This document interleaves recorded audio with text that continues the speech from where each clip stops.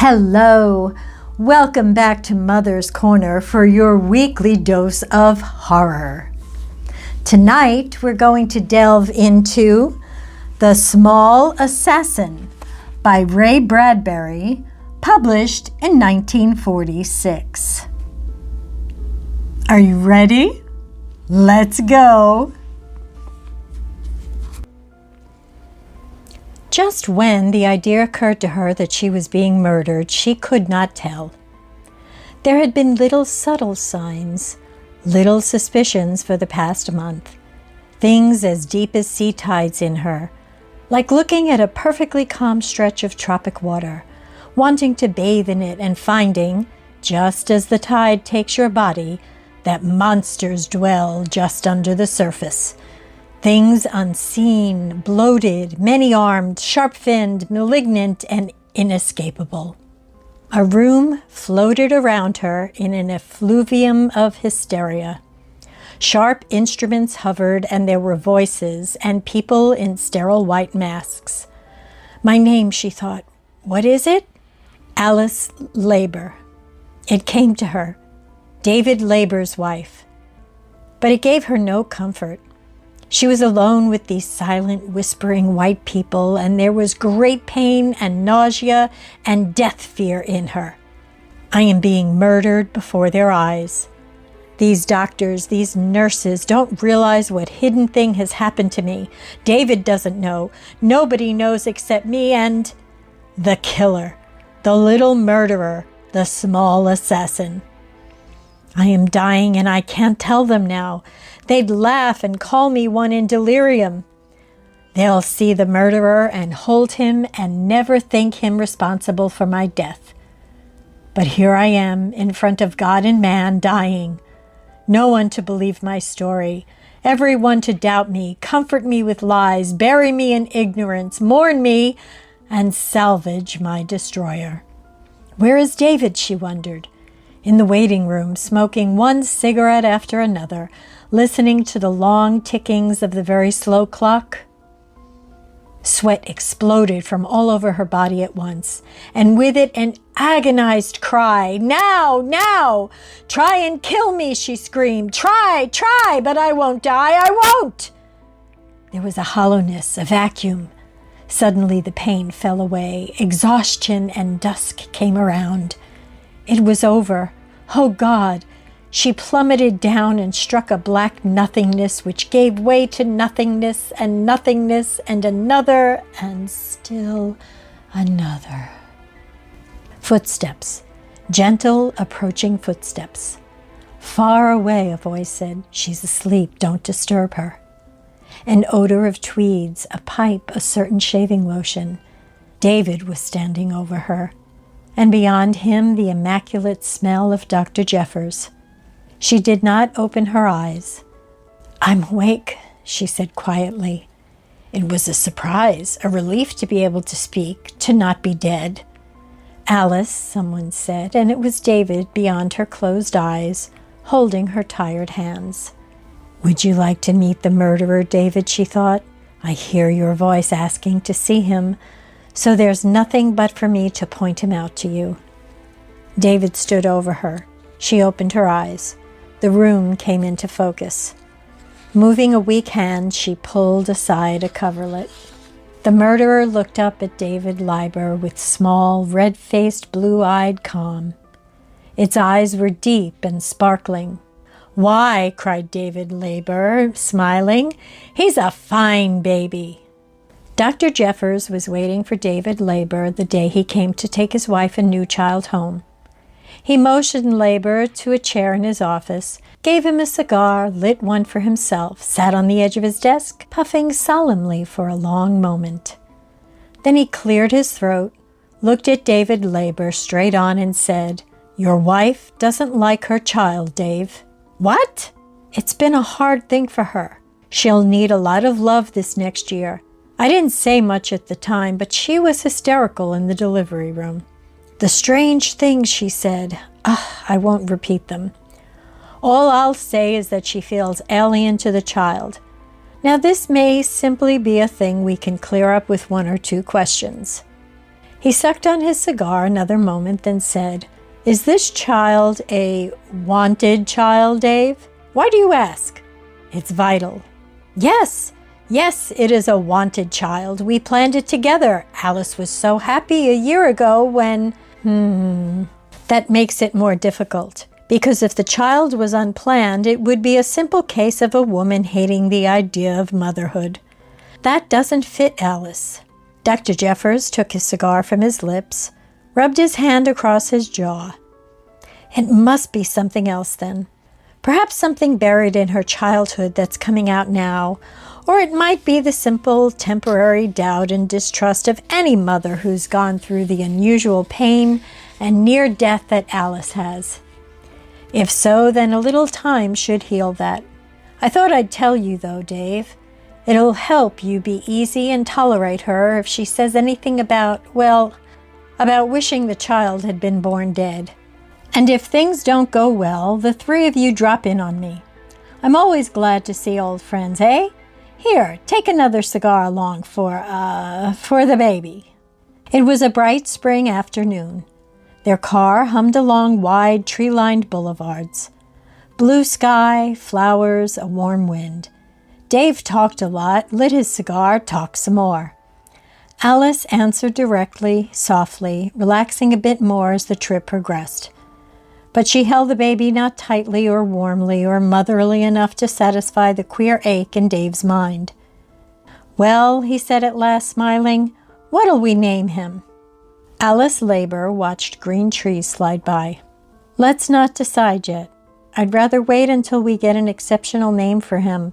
Don't blow smoke in his face." Her sentences ran together with no change of tone.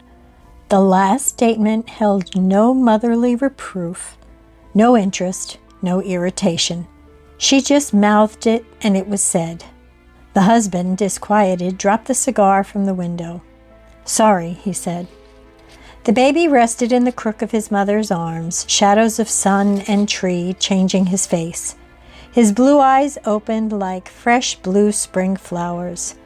Moist noises came from the tiny pink elastic mouth.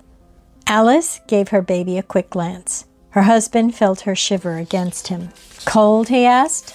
"A chill. Better raise the window, David." It was more than a chill. He rolled the window slowly up. Supper time. Dave had brought the child from the nursery, propped him at a tiny, bewildered angle, supported by many pillows in a newly purchased high chair. Alice watched her knife and fork move. "He's not high chair size," she said. "Fun having him here anyway," said Dave, feeling fine. "Everything's fun. At the office, too. Orders up to my nose. If I don't watch myself, I'll make another 15,000 this year. Hey, look at Junior, will you? Drooling all down his chin." He reached over to wipe the baby's mouth with his napkin. From the corner of his eye, he realized that Alice wasn't even watching. He finished the job. "I guess it wasn't very interesting," he said, back again at his food. "But one would think a mother'd take some interest in her own child." Alice jerked her chin up. "Don't speak that way. Not in front of him. Later, if you must." "Later?" he cried. "In front of? In back of? What's the difference?" He quieted suddenly, swallowed, was sorry. "All right, okay. I know how it is." After dinner, she let him carry the baby upstairs. She didn't tell him to. She let him. Coming down, he found her standing by the radio, listening to music she didn't hear. Her eyes were closed, her whole attitude one of wondering, self-questioning. She started when he appeared. Suddenly, she was at him, against him, soft, quick, the same. Her lips found him, kept him. He was stunned. Now that the baby was gone, upstairs, out of the room, she began to breathe again, live again. She was free. She was whispering rapidly, endlessly. Thank you, darling, for being yourself, always, dependable, so very dependable." He had to laugh. "My father told me, son, provide for your family." Wearily, she rested her dark, shining hair against his neck. "You've overdone it. Sometimes I wish we were just the way we were when we were first married. No responsibilities, nothing but ourselves, no babies." She crushed his hands in hers, a supernatural whiteness in her face. "Oh, Dave, once it was just you and me. We protected each other, and now we protect the baby, but get no protection from it. Do you understand? Lying in the hospital, I had time to think a lot of things. The world is evil." "Is it?" "Yes, it is. But laws protect us from it. And when there aren't laws, then love does the protecting. You're protected from my hurting you by my love. You're vulnerable to me of all people, but love shields you. I feel no fear of you because love cushions all your irritations, unnatural instincts, hatreds, and immaturities. But what about the baby? It's too young to know love or a law of love or anything until we teach it. And in the meantime, be vulnerable to it." "Vulnerable to a baby?" He held her away and laughed gently. "Does a baby know the difference between right and wrong?" she asked. "No, but it'll learn." "But a baby is so new, so amoral, so conscious-free." She stopped. Her arms dropped from him and she turned swiftly. "That noise, what was it?" Leiber looked around the room. "I didn't hear." She stared at the library door. "In there," she said slowly. Leiber crossed the room, opened the door, and switched the library lights on and off. "Not a thing," he came back to her. "You're worn out. To bed with you right now." Turning out the lights together, they walked slowly up the soundless hall stairs, not speaking. At the top, she apologized.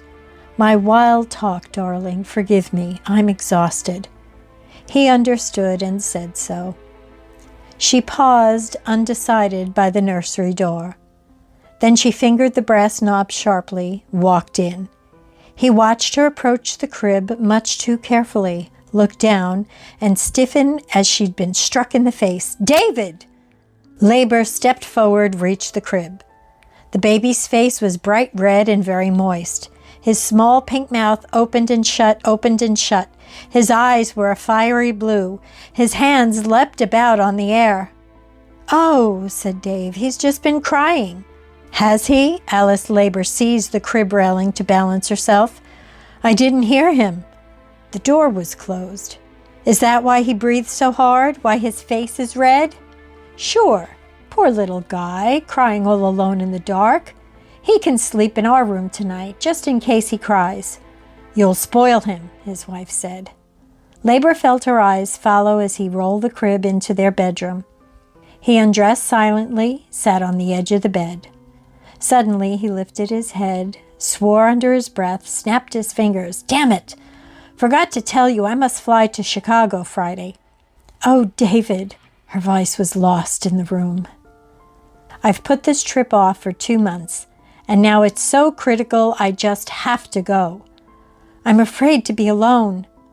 We'll have the new cook by Friday. She'll be here all the time. I'll only be gone a few days.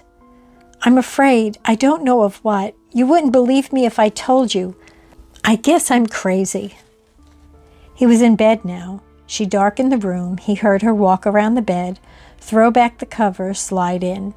He smelled the warm woman's smell of her next to him. He said, "If you want me to wait a few days, perhaps I could." "No," she said, unconvinced. "You go. I know it's important. It's just that I keep thinking about what I told you. Laws and love and protection. Love protects you from me, but the baby—" She took a breath. "What protects you from him, David?" Before he could answer, before he could tell her how silly it was, speaking of infants, she switched on the bed light abruptly. "Look," she said, pointing.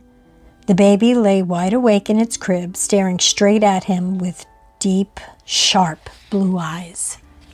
The lights went out again. She trembled against him.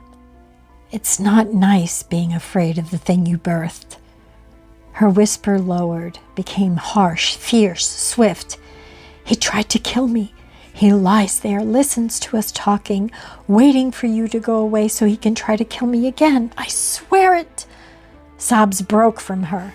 "Please," he kept saying, soothing her. Stop it, please." She cried in the dark for a long time. Very late, she relaxed shakingly against him.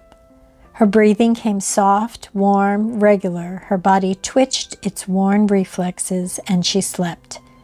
He drowsed, and just before his eyes lidded wearily down, sinking him into deeper and yet deeper tides, he heard a strange little sound of awareness and awakeness in the room. The sound of small, moist, pinkly elastic lips. The baby, and then sleep. In the morning, the sun blazed. Alice smiled. David Leiber dangled his watch over the crib. See, baby? Something bright, something pretty. Sure, something bright, something pretty. Alice smiled. She told him to go ahead, fly to Chicago. She'd be very brave, no need to worry. She'd take care of baby. Oh yes, she'd take care of him all right. The airplane went east. There was a lot of sky, a lot of sun and clouds, and Chicago running over the horizon. Dave was dropped into the rush of ordering, planning, banqueting, telephoning, arguing in conference. But he wrote letters each day and sent telegrams to Alice and the baby. On the evening of his 6th day away from home, he received a long-distance phone call. Los Angeles. Alice? No, Dave. This is Jeffers speaking. Doctor. Hold on to yourself, son. Alice is sick. You'd better get the next plane home. It's pneumonia. I'll do everything I can, boy. If only it wasn't so soon after the baby. She needs strength. Leiber dropped the phone into its cradle. He got up with no feet under him and no hands and no body. The hotel room blurred and fell apart. Alice, he said blindly, starting for the door. The propellers spun about, whirled, fluttered, stopped. Time and space were put behind. Under his hand, David felt the doorknob turn. Under his feet, the floor assumed reality. Around him flowed the walls of a bedroom. And in the late afternoon sunlight, Dr. Jeffers stood, turning from a window, as Alice lay waiting in her bed. Something carved from a fall of winter snow. Then Dr. Jeffers was talking continuously, gently, the sound rising and falling through the lamplight, a soft flutter, a white murmur of voice. Your wife's too good a mother, Dave. She worried more about the baby than herself. Somewhere in the paleness of Alice's face, there was a sudden constriction which smoothed itself out before it was realized. Then slowly, half smiling, she began to talk. And she talked as a mother who should about this, that, and the other thing. The telling detail, the minute-by-minute and hour-by-hour report of a mother concerned with the dollhouse world and the miniature life of that world. But she could not stop. The spring was wound tight. Her voice rushed on to anger, fear, and the faintest touch of revulsion, which did not change Dr. Jeffers' expression, but caused Dave's heart to match the rhythm of this talk that quickened and could not stop. The baby wouldn't sleep. I thought he was sick. He just lay staring in his crib, and late at night he'd cry. So loud he'd cry, and he'd cry all night and all night. I couldn't quiet him, and I couldn't rest. Dr. Jeffers' head nodded slowly. Tired herself right into pneumonia. But she's full of sulfa now and on the safe side of the whole damn thing. David felt ill. The baby, what about the baby? Fit as a fiddle, cock of the walk. Thanks, doctor. The doctor walked off away and down the stairs, opened the front door faintly, and was gone. David! He turned to her, frightened whisper. It was the baby again. She clutched his hand. I try to lie to myself and say that I'm a fool, but the baby knew I was weak from the hospital. So he cried all night, every night, and when he wasn't crying, he'd be much too quiet. I knew if I switched on the light, he'd be there, staring up at me. David felt his body close in on itself like a fist. He remembered seeing the baby, feeling the baby, awake in the dark, awake very late at night when babies should be asleep. Awake and lying there, silent as thought, not crying, but watching from its crib. He thrust the thought aside. It was insane. Alice went on. I was going to kill the baby. Yes, I was. When you'd be gone, only a day on your trip, I went to his room and put my hands about his neck, and I stood there for a long time, thinking, afraid. Then I put the covers up over his face and turned him over on his face and pressed him down and left him that way and ran out of the room. He tried to stop her. "No, let me finish," she said hoarsely, looking at the wall. "When I left his room, I thought, it's simple. Babies smother every day. No one will ever know. But when I came back to see him dead, David, he was alive. Yes, alive. Turning over on his back, alive and smiling and breathing. And I couldn't touch him again after that. I left him there and I didn't come back, not to feed him or look at him or do anything. Perhaps the cook tended to him, I don't know. All I know is that his crying kept me awake, and I thought all through the night and walked around the rooms, and now I'm sick." She was almost finished now. "The baby lies there and thinks of ways to kill me, simple ways, because he knows I know so much about him. I have no love for him. There is no protection between us. There never will be." She was through. She collapsed inward on herself and finally slept. David Leiber stood for a long time over her, not able to move. His blood was frozen in his body. Not a cell stirred anywhere at all. The next morning, there was only one thing to do. He did it. He walked into Dr. Jeffers' office and told him the whole thing, and listened to Jeffers' tolerant replies. "Let's take this thing slowly, son. It's quite natural for mothers to hate their children sometimes. We have a label for it, ambivalence, the ability to hate while loving.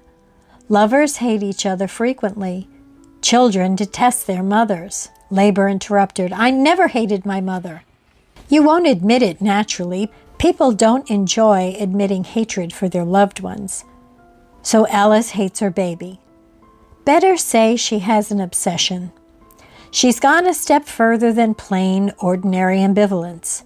A cesarean operation brought the child into the world and almost took Alice out of it. She blames the child for her near death and her pneumonia. She's projecting her troubles, blaming them on the handiest object she can use as a source of blame. We all do it. We stumble into a chair and curse the furniture, not our own clumsiness. We miss a golf stroke and damn the turf or our club or the make of a ball. If our business fails, we blame the gods, the weather, our luck. All I can tell you is what I told you before. Love her. Finest medicine in the world. Find little ways of showing your affection, giving her security. Find ways of showing her how harmless and innocent the child is. Make her feel that the baby was worth the risk. After a while, she'll settle down. Forget about death and begin to love the child. If she doesn't come around in the next month or so, ask me. I'll recommend a good psychiatrist. Go on along now and take that look off your face." When summer came, things seemed to settle, become easier. Dave worked, immersed himself in office detail, but found much time for his wife. She, in turn, took long walks, gained strength, played an occasional light game of badminton. She rarely burst out anymore. She seemed to have rid herself of her fears. Except on one certain midnight when a sudden summer wind swept around the house, warm and swift, shaking the trees like so many shining tambourines. Alice wakened, trembling, and slid over into her husband's arms and let him console her and ask her what was wrong. She said, "Something's here in the room, watching us." He switched on the light. "Dreaming again," he said. "You're better, though. Haven't been troubled for a long time." She sighed as he clicked off the light again, and suddenly she slept. He held her, considering what a sweet, weird creature she was, for about half an hour. He heard the bedroom door sway open a few inches. There was nobody at the door. No reason for it to come open. The wind had died. He waited. It seemed like an hour he lay silently in the dark. Then far away, wailing like some small meteor dying in the vast inky gulf of space, the baby began to cry in his nursery. It was a small, lonely sound in the middle of the stars and the dark and the breathing of this woman in his arms, and the wind beginning to sweep through the trees again. Leiber counted to 100 slowly. The crying continued. Carefully disengaging Alice's arm, he slipped from bed, put on his slippers, robe, and moved quietly from the room. He'd go downstairs, he thought, fix some warm milk, bring it up, and the blackness dropped out from under him. His foot slipped and plunged, slipped on something soft, plunged into nothingness. He thrust his hands out, caught frantically at the railing. His body stopped falling. He held, he cursed. The something soft that had caused his feet to slip rustled and thumped down a few steps. His head rang, his heart hammered at the base of his throat, thick and shot with pain. Why do careless people leave things strewn about a house? He groped carefully with his fingers for the object that had almost spilled him headlong down the stairs. His hand froze, startled. His breath went in, his heart held 1 or 2 beats. The thing he held in his hand was a toy, a large, cumbersome patchwork doll he had bought as a joke for the baby. Alice drove him to work the next day. She slowed the car halfway downtown, pulled to the curb and stopped it. Then she turned on the seat and looked at her husband. "I want to go away on a vacation. I don't know if you can make it now, darling, but if not, please let me go alone. We can get someone to take care of the baby, I'm sure. But I just have to get away. I thought I was growing out of this feeling, but I haven't. I can't stand being in the room with him. He looks up at me as if he hates me too. I can't put my finger on it. All I know is I want to get away before something happens." He got out on his side of the car, came around, motioned to her to move over, and got in. "The only thing you're going to do is see a good psychiatrist. And if he suggests a vacation, well, okay. But this can't go on. My stomach's in knots all the time." He started the car. "I'll drive the rest of the way." Her head was down. She was trying to keep back tears. She looked up when they reached his office building. "All right. Make the appointment. I'll go talk to anyone you want, David." He kissed her. "Now you're talking sense, lady. Think you can drive home okay?" "Of course, silly." "See you at supper, then. Drive carefully." "Don't I always? Bye." He stood on the curb, watching her drive off, the wind taking hold of her long, dark, shining hair. Upstairs, a minute later, he phoned Jeffers and arranged an appointment with a reliable neuropsychiatrist. The day's work went uneasily. Things fogged over, and in the fog he kept seeing Alice, lost and calling his name. So much of her fear had come over to him. She actually had him convinced that the child was in some ways not quite natural. He dictated long, uninspired letters. He checked some shipments downstairs. Assistants had to be questioned and kept going. At the end of the day, he was exhausted. His head throbbed, and he was very glad to go home. On the way down in the elevator, he wondered, what if I told Alice about the toy, that patchwork doll I slipped on the stairs last night? Lord, wouldn't that back her off? No, I wouldn't ever tell her. Accidents are, after all, accidents.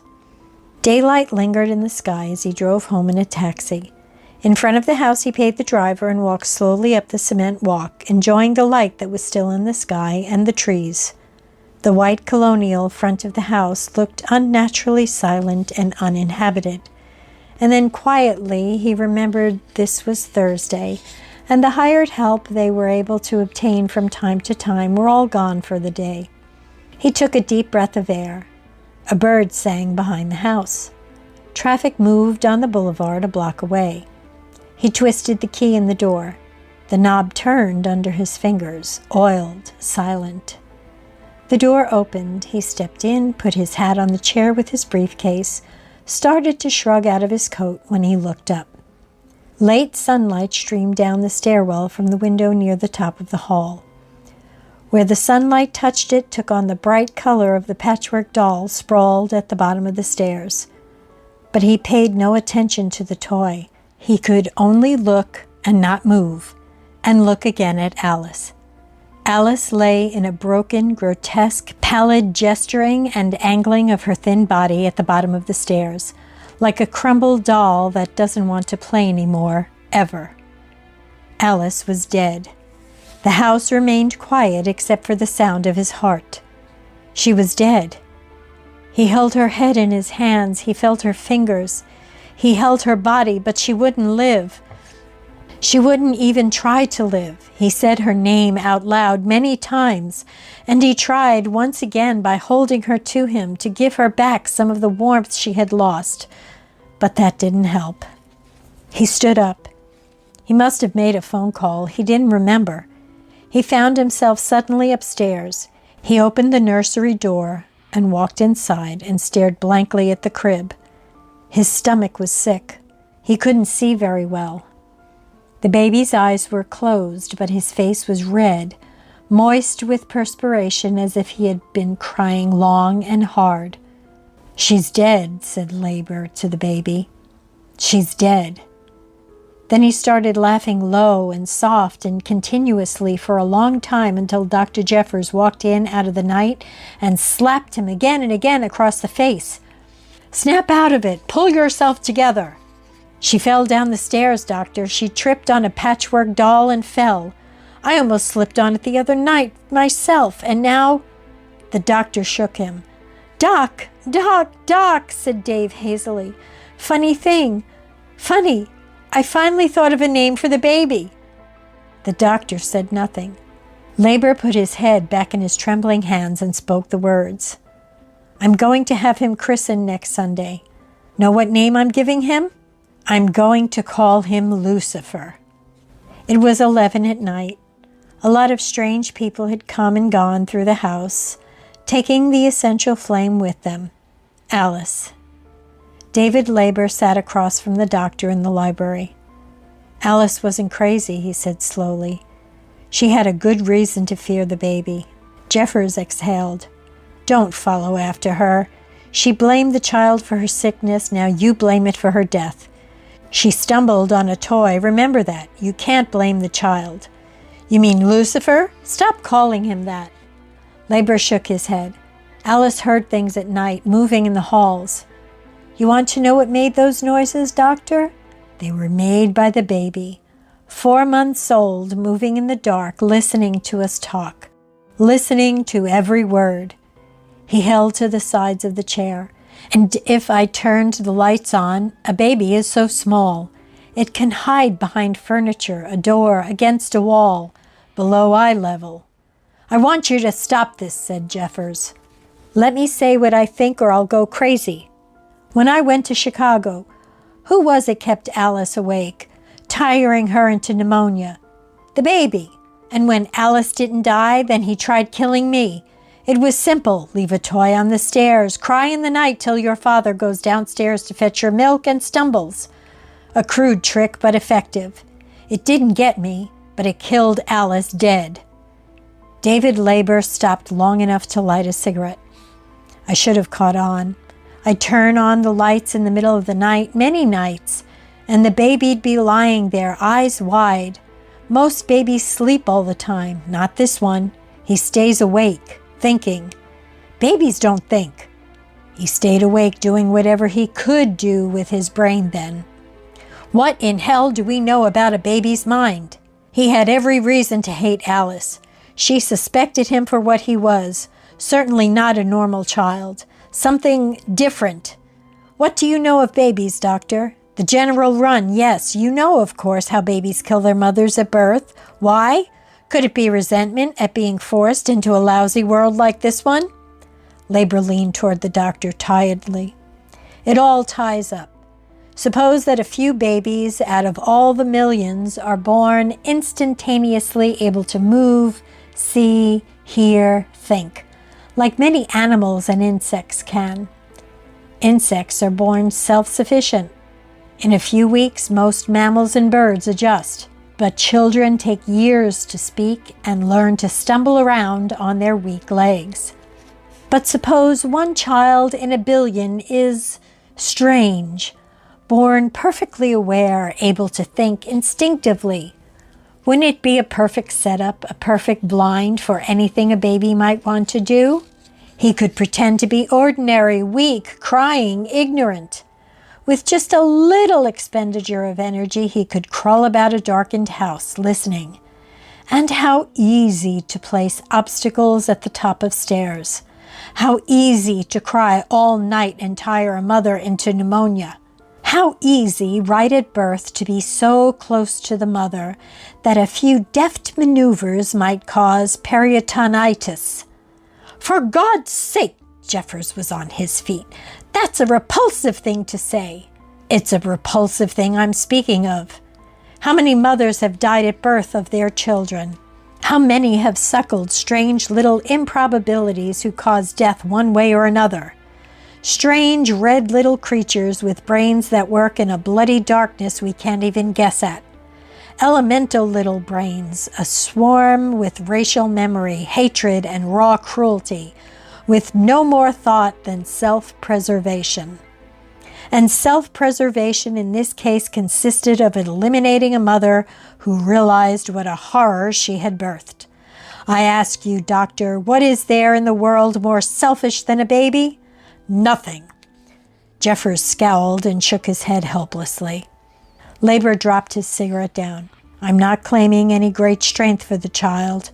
Just enough to crawl around a little, a few months ahead of schedule. Just enough to listen all the time. Just enough to cry late at night. That's enough. More than enough. Jeffers tried ridicule. Call it murder then. But murder must be motivated. What motive had the child? Leiber was ready with the answer. What is more at peace, more dreamfully content, at ease, at rest, fed, comforted, and unbothered than an unborn child? Nothing. It floats in a sleepy, timeless wonder of nourishment and silence, then suddenly is asked to give up its birth, is forced to vacate, rushed out into a noisy, uncaring, selfish world where it is asked to shift for itself, to hunt, to feed from the hunting, to seek after a vanishing love that once was its unquestionable right, to meet confusion instead of inner silence and conservative slumber. And the child resents it, resents the cold air, the huge spaces, the sudden departure from familiar things.